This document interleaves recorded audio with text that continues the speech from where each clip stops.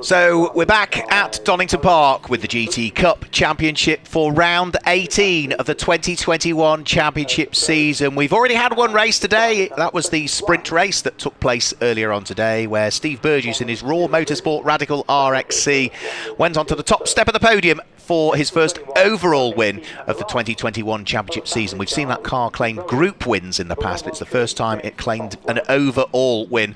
Second in the race earlier on, if you didn't join us for it, was the Enduro Motorsport McLaren 750S of Morgan Tilbrook, that car, which Morgan has regularly been racing in British GT. It's the first time we've seen it out in GT Cup. Morgan's been competing all season with his co-driver Marcus Clutton, but it's regularly been in a Group GTH GT4 specification Mercedes, so they are trying the GT3 car out today. And third in the race earlier on, if you didn't join us, it was a yo-yo race really for Richard and Neary at the wheel of the Mercedes AMG, the Team ABBA car that had qualified on pole. It ran wide at Redgate Corner, dropped its way down through the order, fought back to then run wide through Coppice Corner, lose a few places and have to carve its way back through the field again. The grid for this race is based on the fastest lap times that were set in the race earlier on today, so we'll run you fully through the grid in a while. But it should be onto pole position. The car that is just working its way through still is yet to arrive by the look of things, a number 66 McLaren, which haven't seen actually join onto the grid as yet. So the shot there looking as though it was the Radical that was going to start from pole, but that in theory is the second row of the grid, so we should see the number 66. There it comes now. Right, I was slightly worried for a split second. Here it comes now. So onto pole position goes Morgan Tilbrook. Now this is the pit stop race that we've got, so if you're not familiar with the format of it, it is a 50-minute race, 50 minutes for this race, and there is a mandatory pit stop window in the middle of it. Now it's broken into two aspects. So we have Group 1, so that's the cars that run in Group GTO, Group GT3 and Group GTC. They will pit slightly earlier than those cars in Group 2, and Group 2 can change all of the cars in Group GTB, Group GTH and Group GTA. They will stop slightly later into this race, and that's been introduced for this year largely because the success of the GT Cup Championship for this year has meant that we've had very, very full grids and capacity grids at some circuits. 37 cars, I think, qualified this morning, and it just means that if all of those descend into the pit lane in one foul swoop, yes, some circuits can accommodate all of those, but it does mean that the pit lane is not only a very busy place, it's potentially a very dangerous place to be. So by splitting the pit windows from one batch of cars to the other batch of cars, at least it means that not everybody descends. There's a wave from Richard Neary, who is on board the car that will start from the outside of the front row of the grid. There is his son Sam, just I think switching on a few small final bits inside the car. We'll give you the grid, and there are success seconds to worry about, because if you win your group at a previous pit stop race, you hand yourself some success seconds for future races, is the way that the regulations are written as ever for this year. So if you win your group, it's 20 seconds extra in the pits. If you're second in your group in the previous pit stop race, it's 15, and if you're third, it's an extra 10 seconds. Any new entrants also pick up additional penalties come the pit stop window. So cars very shortly will head onto the formation lap. There's no graphic, but let me guide you through the grid, and we'll give you the starting drivers, and we will also give you the success seconds. If you're classified as a pro driver, you can't start the race. So the number 66 car, Morgan Tilbrook, starts from pole position. No additional time penalty in the pit lane for that car. And alongside is number 88, which is Richard Neary, who's got an extra 20 seconds in the pits. All of the cars, 60 seconds stationary in the pits, plus the 18 seconds to pass through the pit lane at the regulatory speed limit, which means from pit in to pit out, minimum you should be is 78 seconds plus any success seconds that you've got. Row 2 of the grid is the number 7 car, started by Ben Dimmock, an extra 20 seconds in the pit lane, alongside the GCAT Racing number 33 Porsche of Seamus Jennings, which has no additional time penalty. Row 3 of the grid, the number 5 Porsche, Richard Chamberlain, no time penalty, alongside his number 61 John Dillon, who has 15 seconds in the pit lane. Row 4 of the grid, 41 James Simons will start alongside number 4 Graham Tilley. Neither of those have any extra seconds to worry about. And row 5 of the grid is number 9, Warren Gilbert, an extra 20 seconds in the pit lane, alongside number 28, Paul Bailey, who has no additional time penalties. Row 6 of the grid, that is Andrew Borridham, at the wheel of number 24 car, an extra 20 seconds in the pit lane, alongside David Shaw, who's got an extra 6 seconds as a new entrant for this weekend. Row 7 of the grid is Roy Millington, who's got 15 seconds when he hands the car over to Benny Simonson, and alongside is Nick Phelps, who will have 20 seconds extra before he hands the car to Dino Zamparelli. The 8th row of the grid is Josh Jackson, an extra 15 seconds alongside row Mo Ritson, who has no additional time penalties to worry about. And row 9 of the grid, Chris Hart, driving on his own in this race, has an extra 15 seconds, and alongside is Charles Clark, number 74, who has an extra 20 seconds, so 2, 1, 2 and 74. Row 10 of the grid is 23, Ian Campbell, with no additional time, and neither does number 44 alongside John Whitehouse. Row 11 is number 90, Mike Price, who's got an extra 15 seconds in the pit lane, and alongside is 67, Simon Orange, who's got an extra 20. Row 12 of the grid, number 15, David Holloway, nothing for him to worry about, but alongside is 22, James Guess, who's got an extra 20 seconds in the pit lane, and row 13 of the grid is number 78, Tim Docker, who carries 10 seconds, alongside number 80, Craig Wilkins, who also has the same 10 seconds. Row 14 of the grid, number 50, Carl Cavers, no additional time penalty, and neither does 118 Ian Duggan, with row 15 being number 77, Mark Hopton, who has no additional time penalty, but alongside, which is the number 14 car of Philip Carter, that has an extra 20 seconds. Row 16 on the grid is Richard Mason, no additional time penalty, number 22, and alongside it's the same for 17, Russ Lindsay. Row 17, Jason Garrett, an extra 6 seconds as a new entrant for the number 12 car, and alongside is number 3 Charlotte Gilbert, who has nothing to worry about. Penultimate row of the grid, number 6, which is Alex Stevenson, no additional time penalties, but alongside is Ron Lynn. Good to see Ron and Stuart out in the championship. Ron is the dad, Stuart is the son. Stuart, a former British GT championship years ago in the GT Forecast. Ron has been racing in G40 Cup more recently. An extra 6 seconds for them at the wheel of the Optimum Motorsport McLaren. And at the final row of the grid, row number 19, car number 113, Tom Webb will start at the tail end of the field. So a 50-minute race ready to go for what is going to be round 18 of the 2021 championship season for the GT Cup. We've got the grid fully formed, a very full grid of cars, and hopefully they will all just, in a 50-minute race, tread with a little bit of sympathy as they head up towards Redgate Corner. So red lights are on the gantry, 50 minutes are on the clock, we're about to get round 18 of the championship underway. Lights go out and Morgan Tilbrook looks to try and get the hammer down, but Richard Neary is alongside him. Ben Dimmock weaving one way and the other to see what he might be able to do at the Radical, but I think Richard Neary will take up the lead of the race. There's contact further back, Graham Tilley is in the gravel trap, I'm afraid, and John Dillon is facing the wrong way in the gravel trap as well. You can hear the crunch as the two of them got together, but those cars I think are going to be stricken. Graham Tilley might be able to drag himself out in the background. Yeah, I think he's almost made it out, but there'll be damage to the front end of that Nissan, I'm afraid to say, as everybody else continues on their merry way down through the Craner curves. And it is certainly going to be Richard Neary that is leading this enormous field of GT cars. And I did wonder, with Redgate Corner being a fairly tight right-hander, whether everybody would get through it, and sadly not for John Dillon, and that potentially has big implications for the championship, really, for John Dillon and Phil Quaife, who returns to the championship for this weekend. The Nissan continues, but I'm sure will be destined for the pit lane. However, the Lamborghini is beached and is going nowhere, and that's the car that was lying third in the Group GT3 championship standings, and straight away that brings out the safety car, I'm afraid to say. So there's the damage to the Nissan, the front right corner of it. Now, whether that was just the concertina effect that caught somebody out, we'll have to wait and see. There is Martin Plowman busy chatting away to Tom Rawlings. Martin Plowman having set up this new Paddock Motorsport team with Kelvin Fletcher. The two of them not only now team owners but also race drivers, with the car that they raced, the Bentley GT3, having qualified on pole position for the British GT Championship just last weekend at Alton Park. But from driving duties last weekend to team management duties this weekend for Plowie. So safety car out there.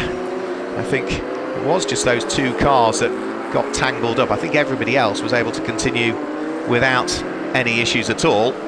And there is the stricken car of John Dillon getting dragged out of harm's way, I'm afraid to say. That's a big shame for John Dillon.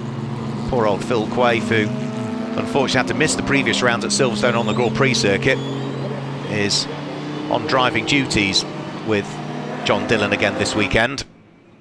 You can see look at all the gravel down through what is the top of the Craner curves. Huge amounts of gravel all over the circuit up at Hollywood, where Graham Tilley finally managed to haul the Nissan out of the gravel trap. He's managed to make it back round to the pit lane, which, you know, is the good thing to do. At least the car is out of harm's way.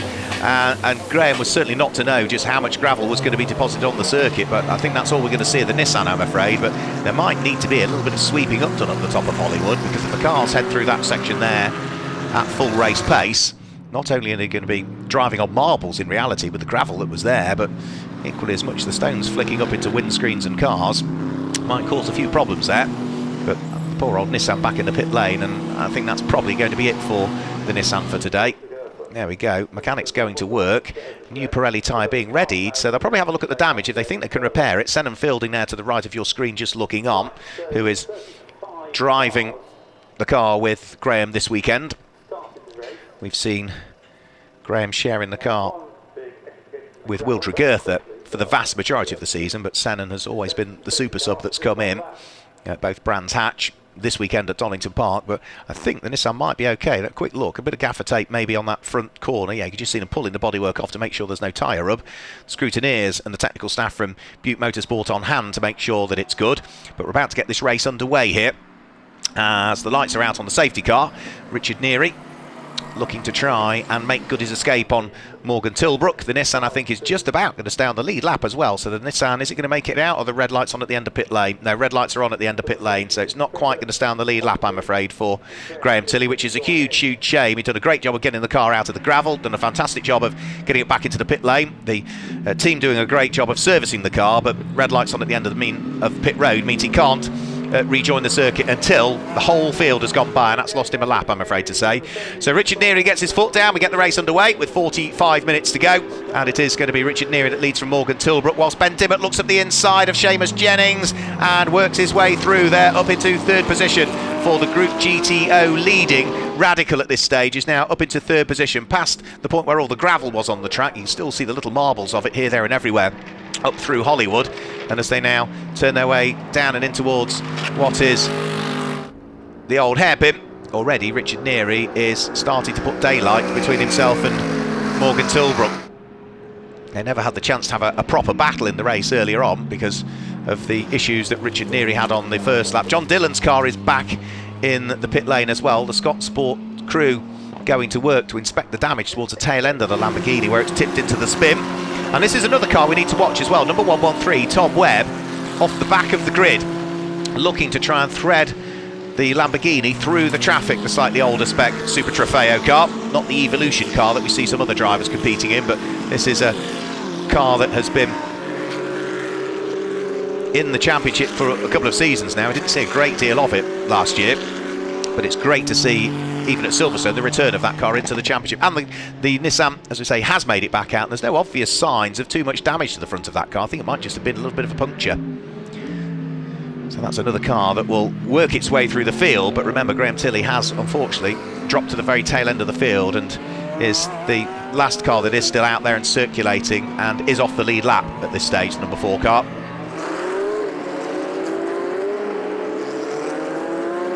There goes number 21.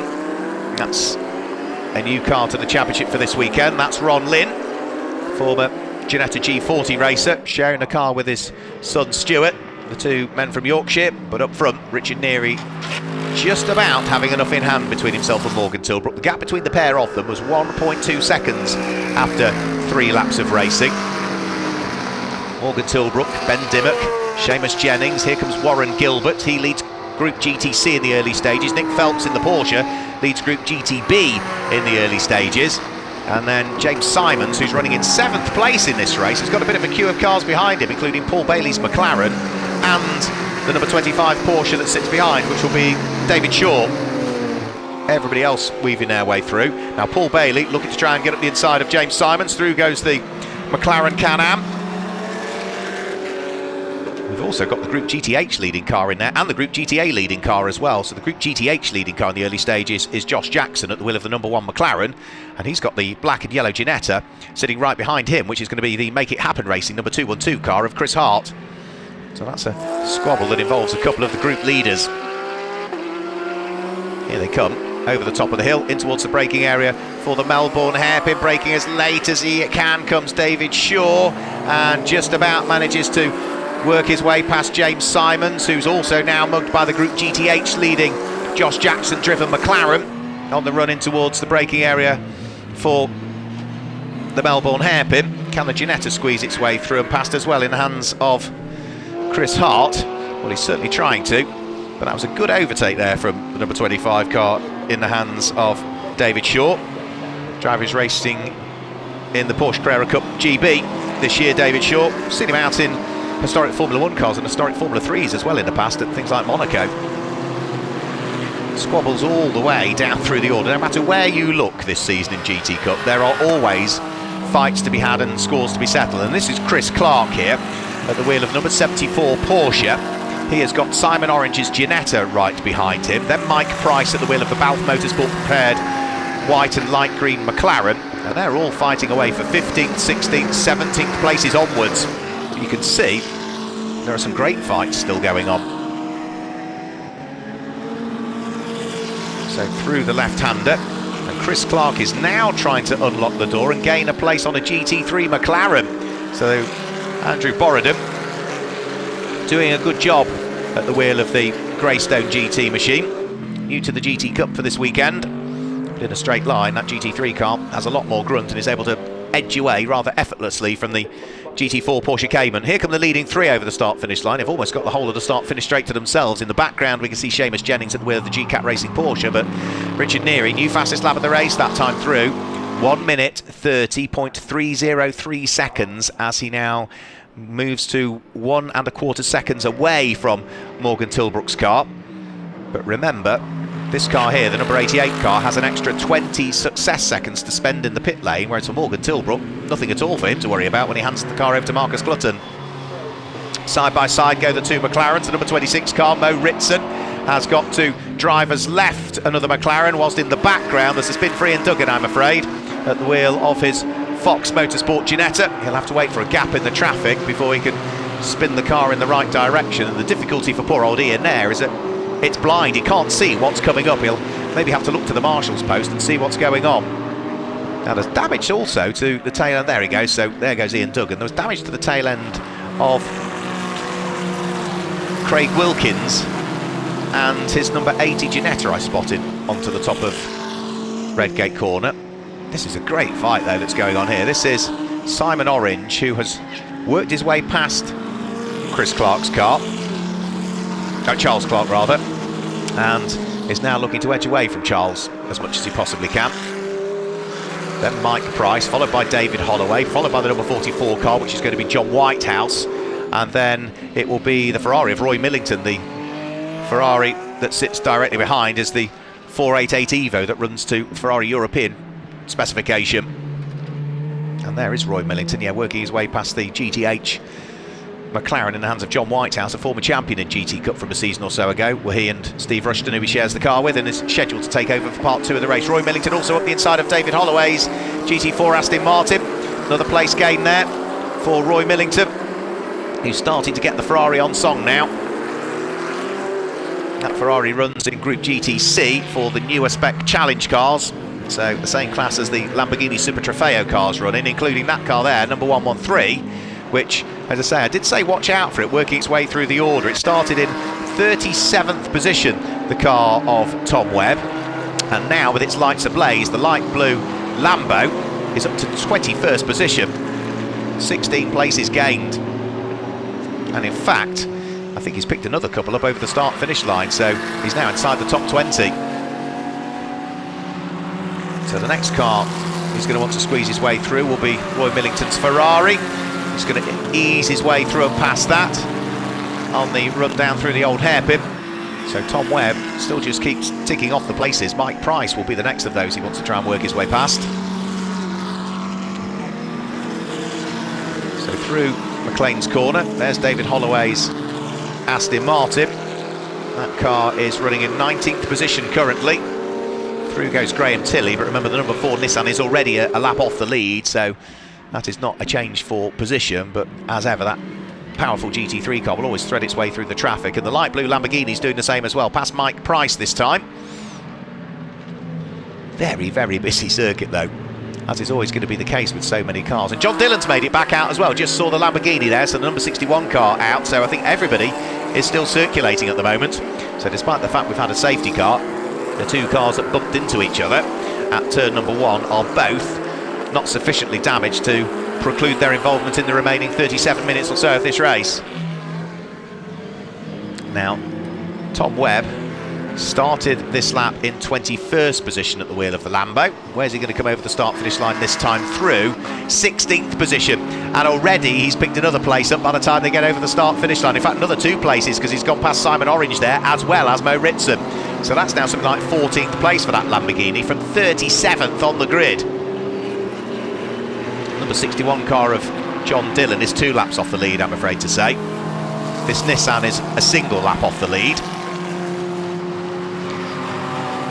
For Graham Tilley, at least he's still out there and could still accumulate some championship points, because that number 4 car is running 5th in its respective group, that being Group GT3, but not necessarily every car ahead of him in the group will be scoring championship points. Some of them are only invitational cars this weekend, the likes of the GCAT Racing number 33 Porsche being one of them.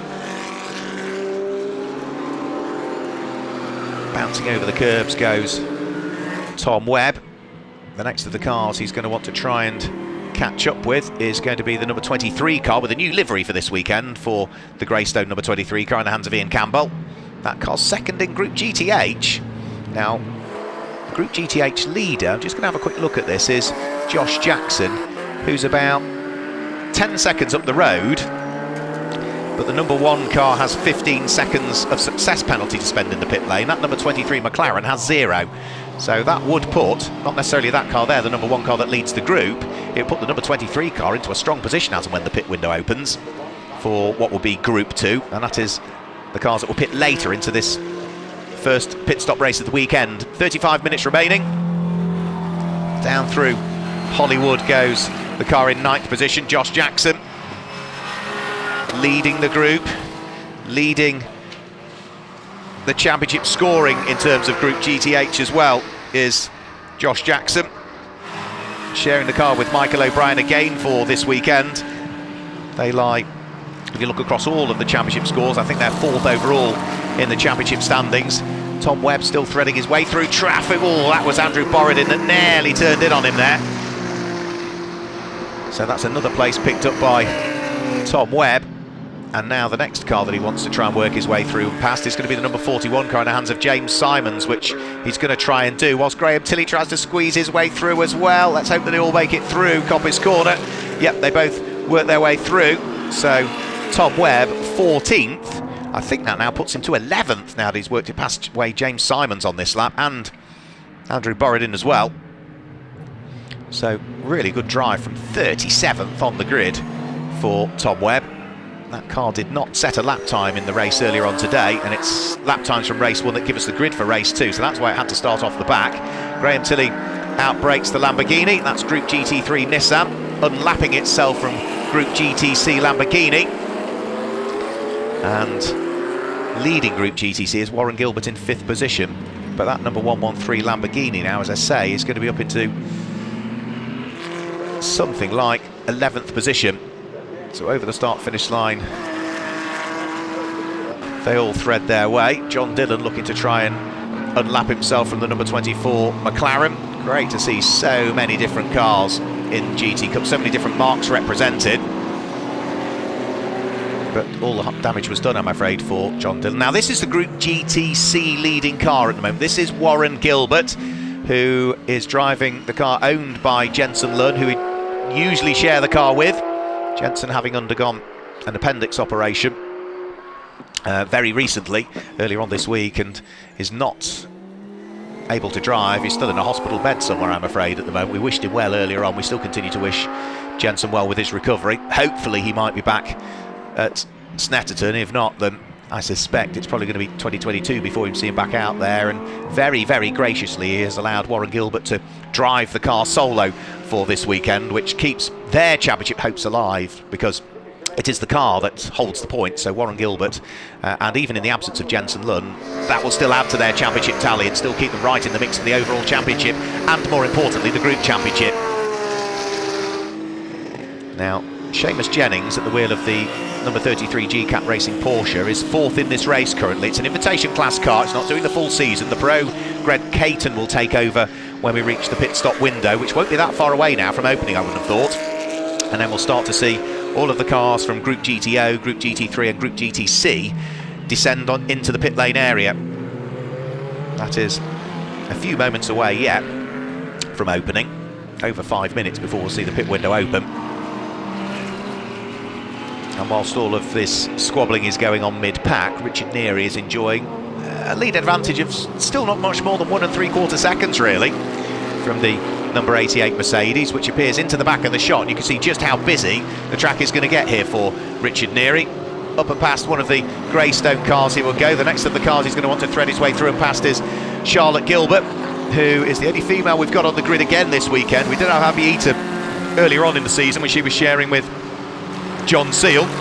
Charlotte Gilbert has arguably got one of the most difficult cars to drive. Into the pit lane, I'm afraid. Damage to Mo Ritson's Paddock Motorsport McLaren. We saw that car in strife in race 1 as well, when Tom Rawlings had an issue with it under braking in towards the S's. So it's been a tough day for the number 26 car and the Paddock Motorsport crew on that side of the garage. Richard Neary, though, the traffic is playing into his hands. There you can see the damage to the front end of that car. So something has clearly happened out on track, and just the lack of activity of the pit crew suggests that they know that that car is going no further in this race with just over 30 minutes to go. So here's the race leader. This is in towards the S's on lap number 12 at the moment. And where is second place? There it is. There's Morgan Tilbrook in second place. Be a while before we see Ben Dimmock appear in third position at the wheel of the Radical heading in towards the S's. So more traffic to be dealt with all of the time. Past Ron Lynn's McLaren, past Carl Cavers and the Porsche.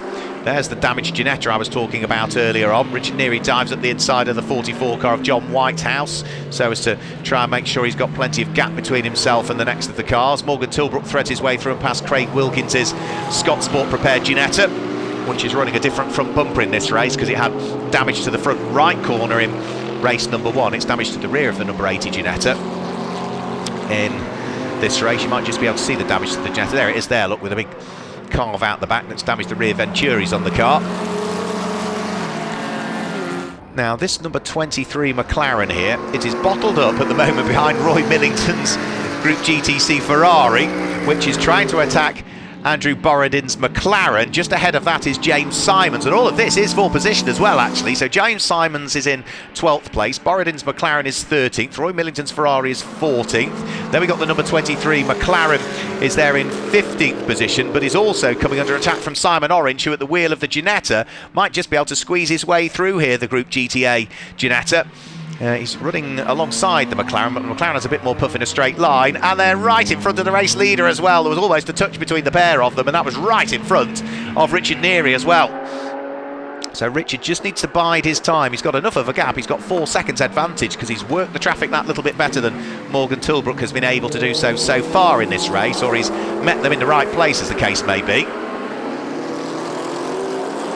There's still more traffic to deal with for Richard Neary as he heads in towards the braking area for the Robert chicane. Roy Millington almost into the rear end of the number 24 McLaren, whilst Richard Neary carves his way around the outside of the GT3 car.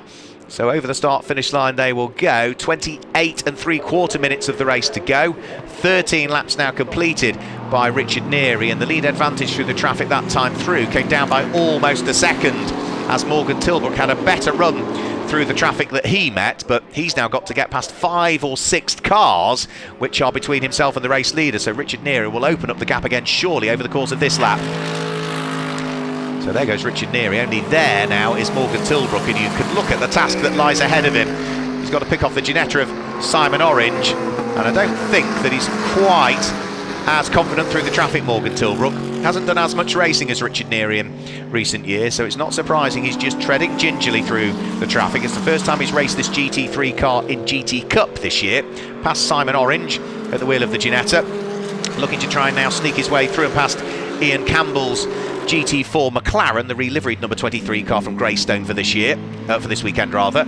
And then the next of the cars he'll want to try and do is the next of the McLarens, which is going to be Andrew Borodin, who very graciously lets him through without too much trouble. There's contact in the background, and I think that might be Ian Campbell that was almost nerfed there in towards the gravel. Hopefully he's gathered up the moment, but that will have delayed the number 23 McLaren, I'm afraid.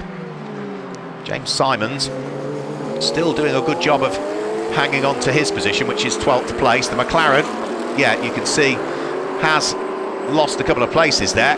So David Holloway has been able to work his way through, and Steve Ruston as well, and John Whitehouse as well. Now, won't be that much longer before we start to see the pit window open for the Group GTO, Group GT3 and Group GTC cars. And on the basis of it is for most of the teams where they've got a pro driver, it has to be the AM that starts, then arguably the quicker driver, get him in the car as soon as you possibly can, which means that at the front end of the pit window is when we're likely to see most of those cars come in.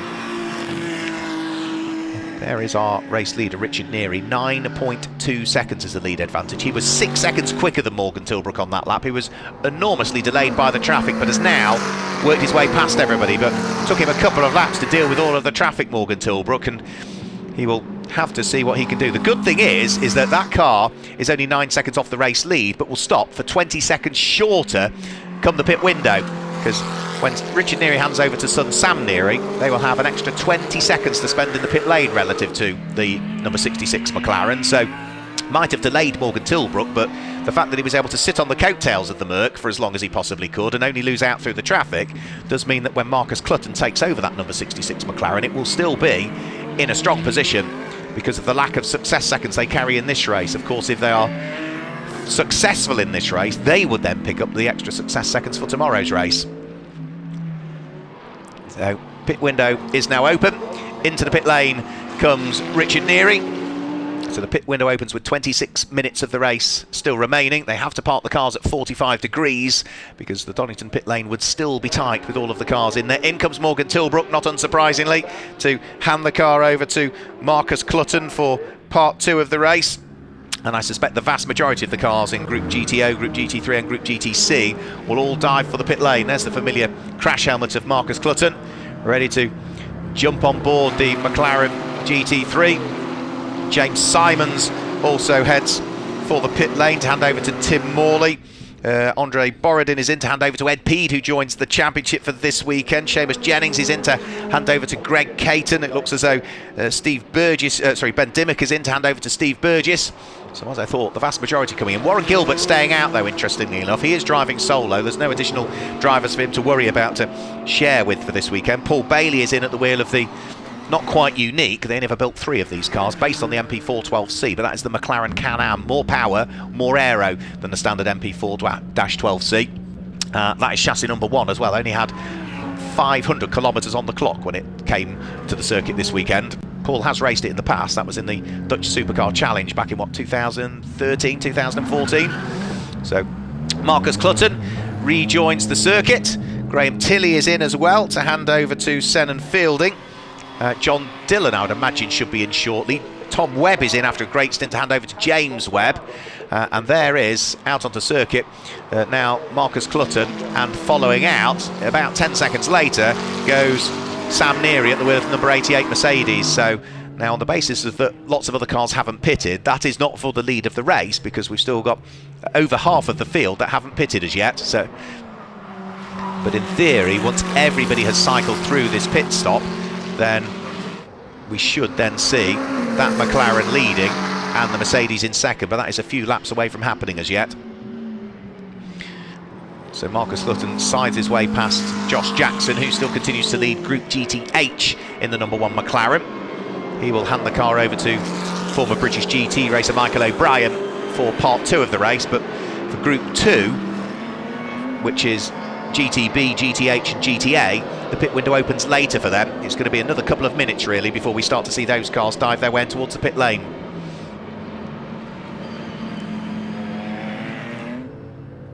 So into the pit lane has come Warren Gilbert. He stayed out for an extra lap compared to most, but he's driving solo for Top Cats Racing this weekend.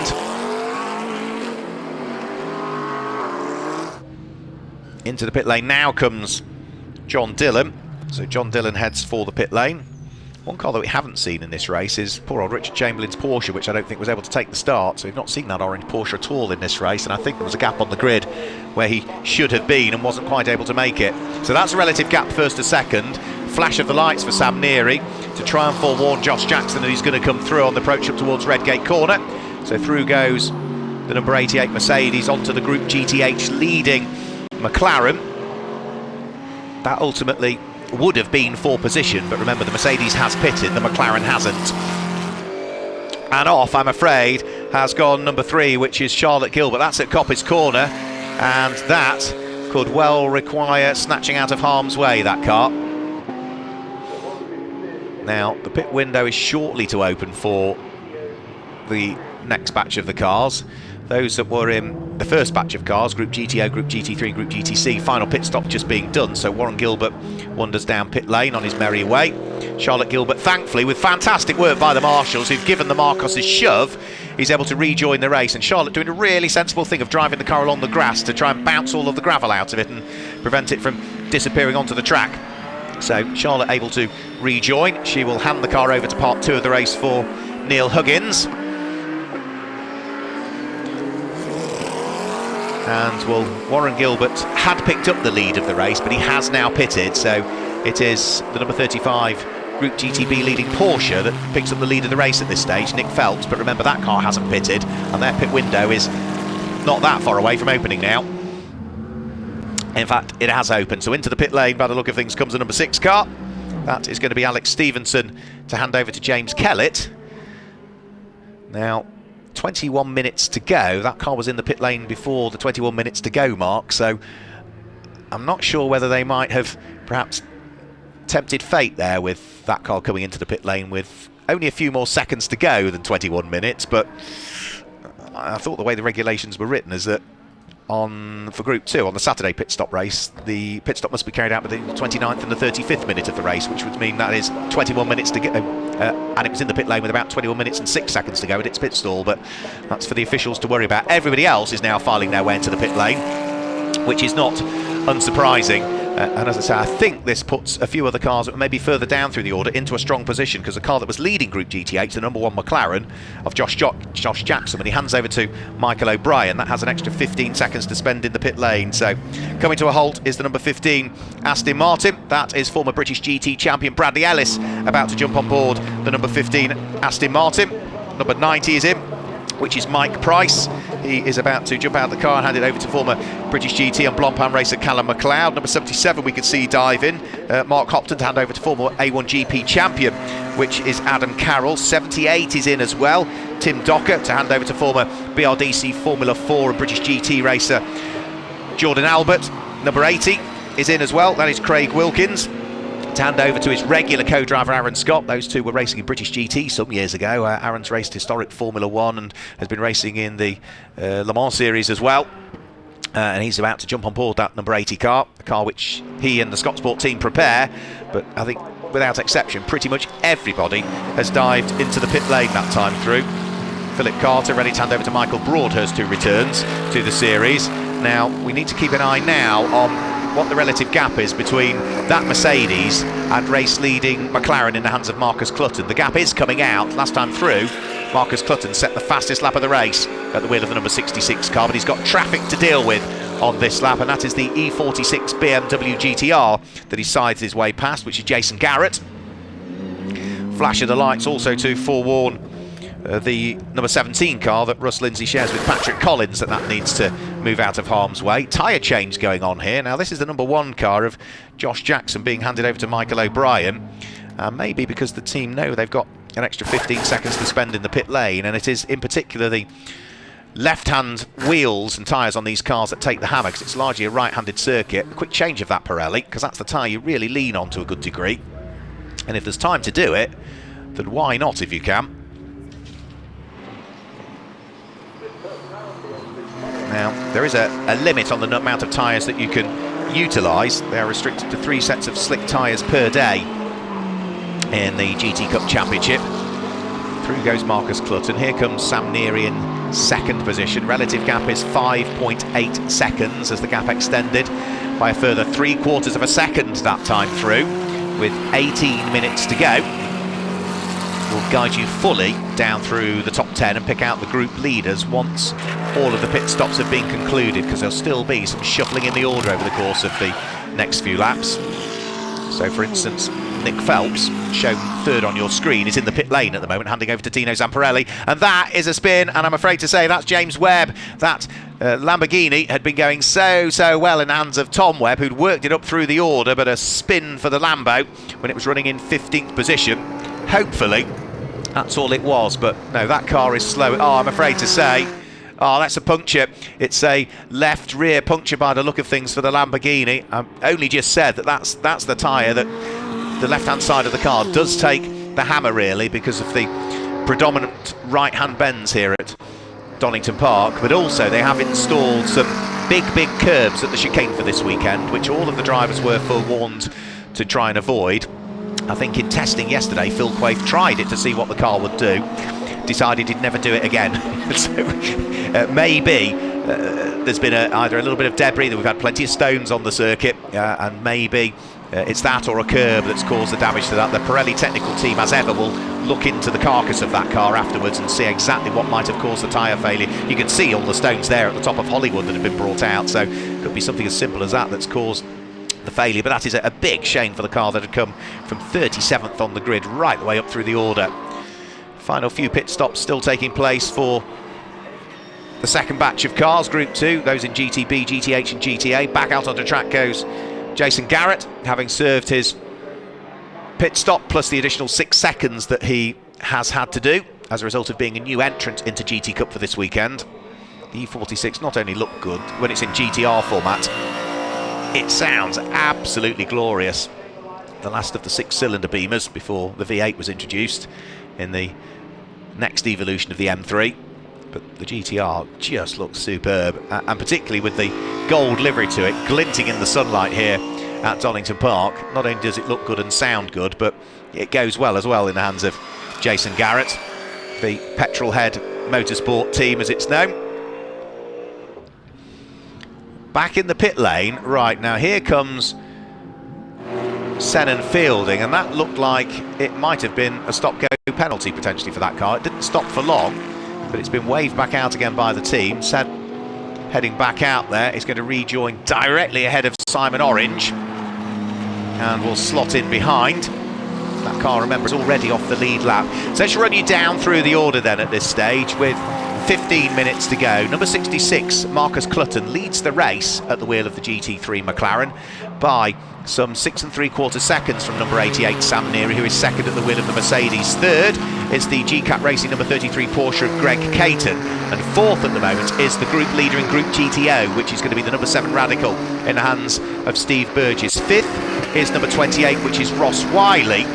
Now he is second in Group GTA, but is catching the Radical ahead, so he's 8 seconds adrift of that car, but is reeling it in, so that could be a battle that might be worth watching, not just as yet, but in another 10 minutes time towards the checkered flag it could be. And in 6th place it's the Group GTC leading Lamborghini of Warren Gilbert. 7th place is going to be the number 25 Porsche of David Shaw. 8th place is 41, that is now Tim Morley that's jumped on board the Lamborghini, and completing the top 10 at the moment is the leader in Group GTC, which is the number 1 car of Michael O'Brien.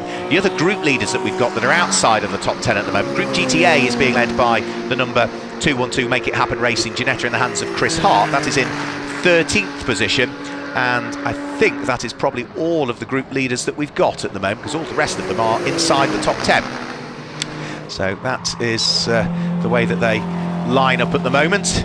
This is the number 50 car. Now this is Benji Hetherington fighting away with Steve Ruston, who's now jumped on board the championship winning McLaren from a couple of seasons ago.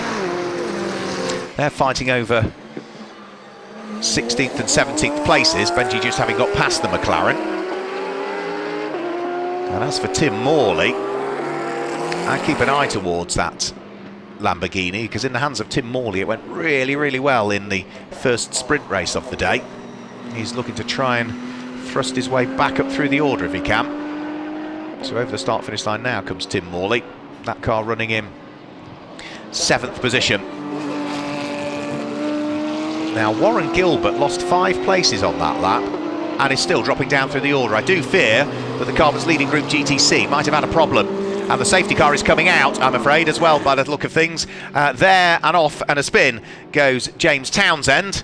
Now, that is a big old spin, slap bang in the middle of the coppice. Should be able to get the car pointing in the right direction and get going. So now that spin happened just as the safety car was coming out. The reason the safety car is coming out, we've not seen any pictures of yet, but Ron Gilbert's car is tumbling like a stone through the order. It's now down to 20th position and has lost 14 places. So, and is still going down through the order. Now, is the safety car going to get out and catch the race leader? Yes, it does. Marcus Clutton is well aware as to what's going on.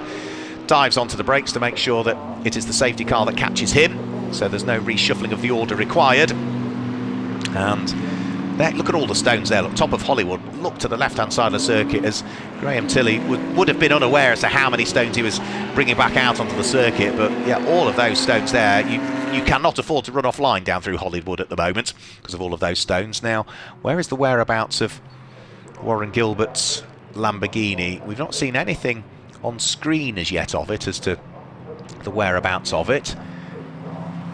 And there is nothing on the inside of the old hairpin, but I think, and it is only me just guessing, that can only be the car, because it has enormously dropped its way down through the order and has now gone missing somewhere. It's somewhere on the Grand Prix loop, I would say.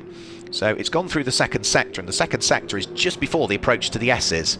So it's either in the gravel trap at the S's with woes, it might have had a mechanical failure, it could be down at the old hairpin, or possibly at the final corner Goddard's, but it's definitely in the final third of the lap, because it completed sector 1 and completed sector 2. But that is missing out on track somewhere. The other car that is showing as missing is James Webb's car, but that retired with its puncture before the safety car came out, so it's not that one. It's got to be Warren Gilbert's, and that again has implications really for Warren Gilbert. So confirmation the car is at the chicane, and there is the marshal. Yeah, you can't see the car, you just see the very top of the roof of the car, so good work by the camera crew to pick that one out. The marshal's doing a brilliant job as ever to deal with whatever needs dealing with. But yeah, of all of our camera positions, as is ever the case, the car disappears at probably the only part of the circuit that we can't quite see, but we could just catch the roof of it, and our marshals being on hand to try and deal with the incident. There goes the telehandler as well to try and get the car out of harm's way. And the one thing this does do is it gives Sam Neary the opportunity to catch back up again with Marcus Clutton, who was pulling away before the safety car came out. There were 5.9 seconds between the pair of them, but it really depends how many cars are between Marcus Clutton leading the race and Sam Neary, who's there in second. Into the pit lane, I'm afraid. The rear engine cover is up on the Greystone Adam Carroll driven McLaren. Oh, and there's lots of cars is the answer between Sam Neary and the race leader. So yeah, that is an enormous batch of cars that he's going to have to try and feed his way through. So I think this probably doesn't play into the hands of the Mercedes. So let's have a quick look. There is the race leader. Well, we've got it's 4 cars. 3 cars between Marcus Clutton and Sam Neary. So that's the relative gap. So you've got the GT4 McLaren, you've got the GTB Marcus and the Group GT3 Senan Fielding driven Nissan between our race leader and that number 88 Mercedes that's there in second place. The third place car is Greg Caton at the wheel of number 33 Porsche. He's about another 10 cars behind.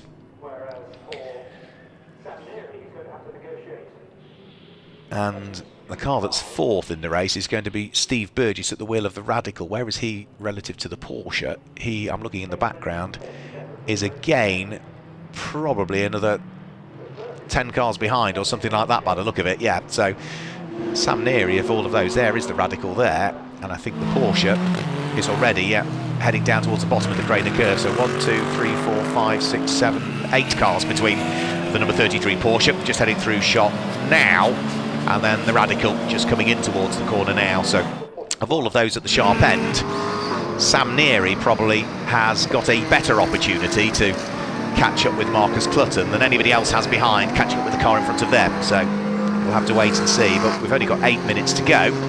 We've still got to confirm the extraction of that car out of the gravel trap, which is an enormous shame for Warren Gilbert.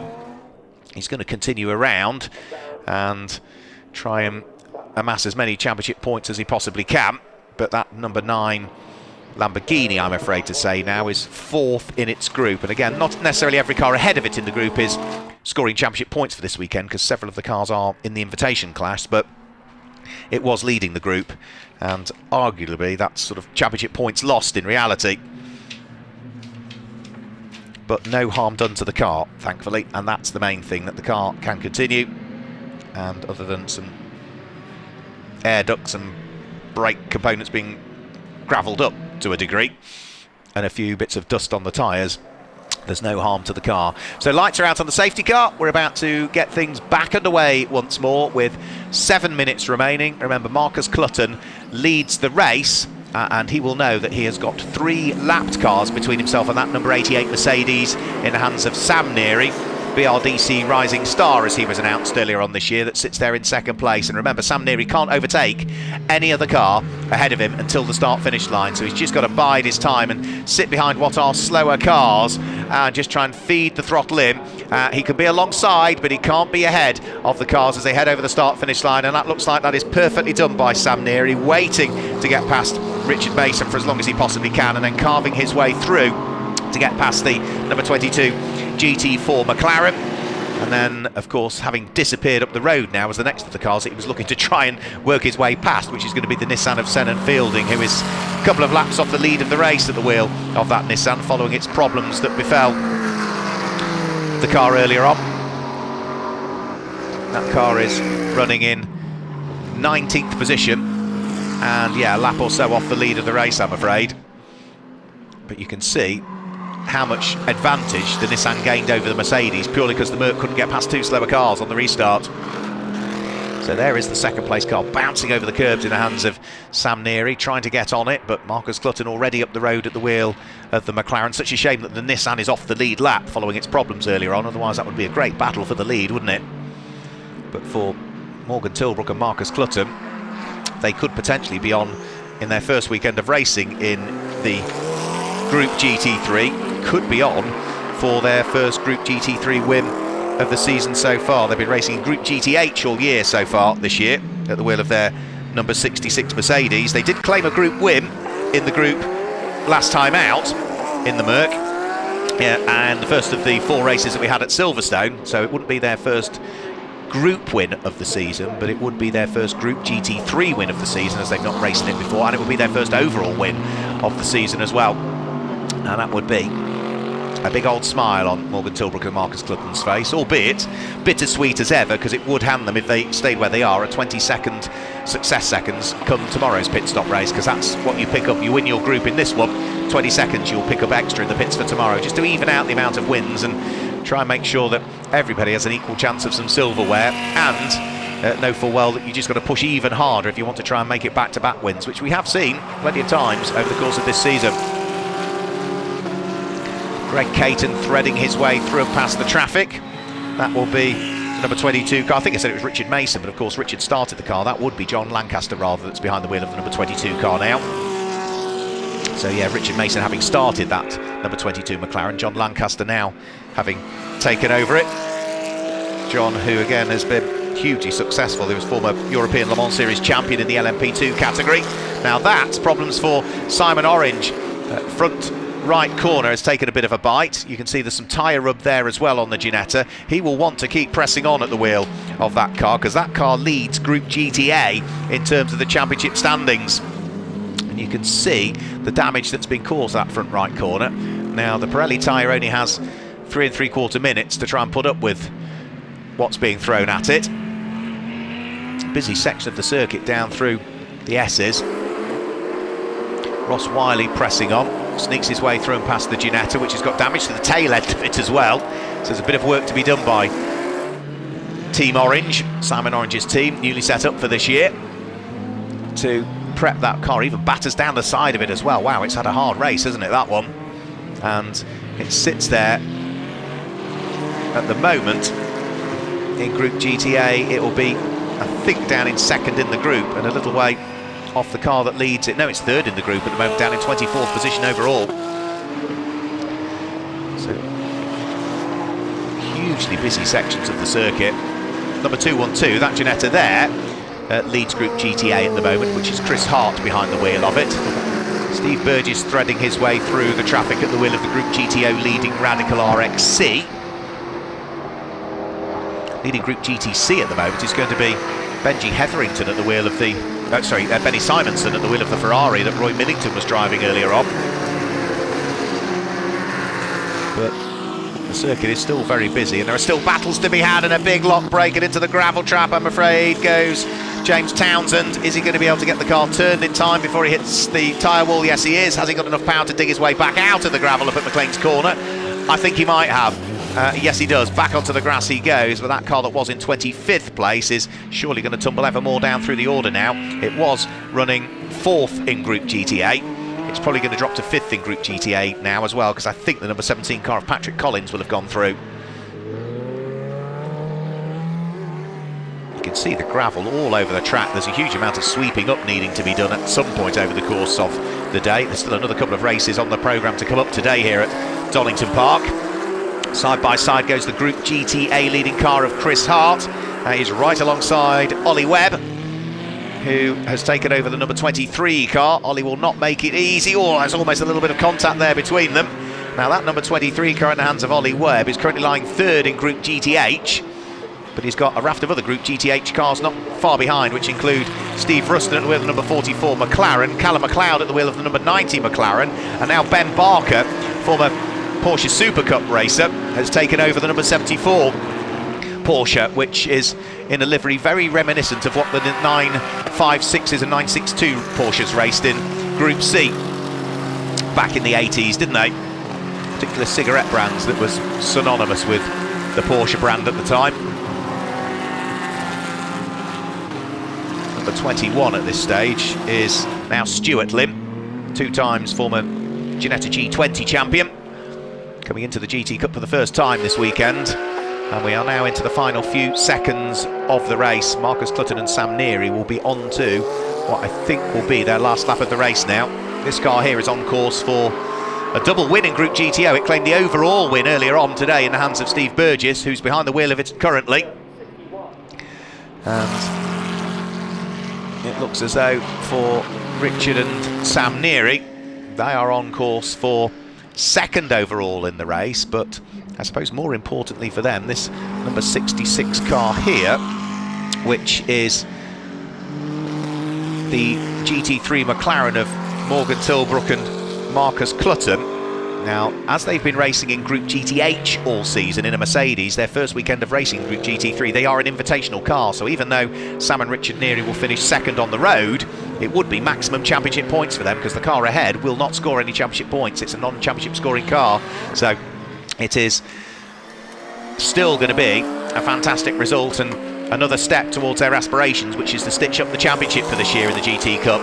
So out of the final corner, very shortly will come Marcus Clutton. He's just heading up towards the left-hander at Goddard's now. The clock has ticked to 0, and in their first weekend of racing this McLaren in GT Cup, a car that they've regularly raced in the British GT Championship for this season, Marcus Clutton and Morgan Tilbrook claim the win in round 18 of the GT Cup Championship 2021. 2nd will go the way of Richard and Sam Neary, but they will pick up the points for the win because the car ahead is a non-championship scoring car for Morgan Tilbrook and Marcus Clutton this weekend. 3rd should see Seamus Jennings and Greg Caton finish in 3rd place, and they are about to, here they come now at the wheel of the GCAT Racing Porsche over the start finish line. They finish in 3rd place. That is another invitational class car for this weekend, and 4th place should be the Radical. It'll appear into background in the shot any moment now. Steve Burgess, having claimed the win earlier on, will bring it to the checker flag. Ben Dimmock, having done the hard work in the early stages, that will be the car that finishes 4th and win Group GTO, and 5th will be the car that's 2nd in Group GT, only now over the start-finish line, the orange McLaren, started by Paul Bailey, brought to the checker flag by Scotsman Ross Wiley. 6th place, off the lead lap, is going to be the number 56 Group GTC winning car, which will be Roy Millington and Benny Simonson. And we've still got squabbles going on further down through the order as well amongst the Group GTA and Group GTH competitors. Flashing the lights for Michael O'Brien. That car, the number 1 car, will win Group GTH. So it did overcome what was the additional time penalty in the pit lane, and all the rest of the cars now just feeding their way over the start-finish line, including what was a great race from Steve Ruston and Ben Barker and Benji Hetherington at the wheel of their McLaren and Cayman Porsche GT4s respectively. So another fantastic race from the GT Cup Championship, albeit interspersed with 2 or maybe 3 safety car periods over the course of that 50-minute race. Final car about to take the checkered flag, I think that will be, which is going to be James Townsend over the start-finish line, having dug his car out of the gravel up at McLean's Corner with a few laps to go. So for Morgan Tilbrook and Marcus Clutton, it is a win in round 18 of the GT Cup Championship for 2021. Hard-fought race that always looked as though it was going their way, because they had no success seconds to worry about in that race compared to the Mercedes, which finished only 7 seconds behind it in the end, but did stop for an extra 20 seconds come the pit window. But of course tomorrow the McLaren will pick up a 20-second time penalty in the pit lane, and the Mercedes, because it's finished second in its group, will pick up an extra 15 seconds in the pit lane. So we'll have to wait and see as to how it all pans out tomorrow with round 20 of the championship. I'll just confirm the results for you. Still a few technical issues. We do apologise that we're not able to bring you as many graphics as we would wish.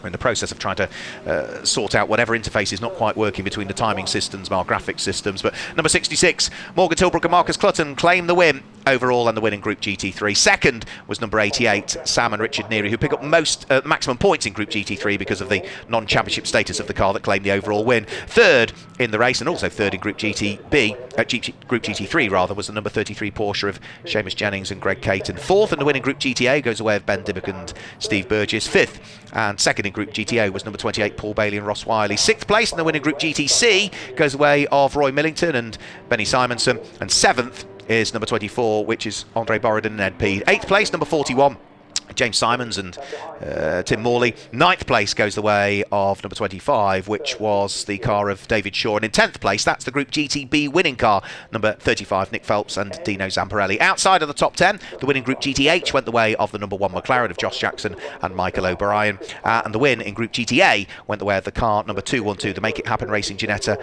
of Chris Hart. So that gives you the top 10. It also gives you the group winners at round 18 of the championship from the GT Cup. But we've got more GT Cup action coming up tomorrow here at Donington Park, with further sprint races and a further pit stop race to come as well on day 2 of our action here at Donington Park. So we'll bid you goodbye until we see more GT Cup action tomorrow here at Donington.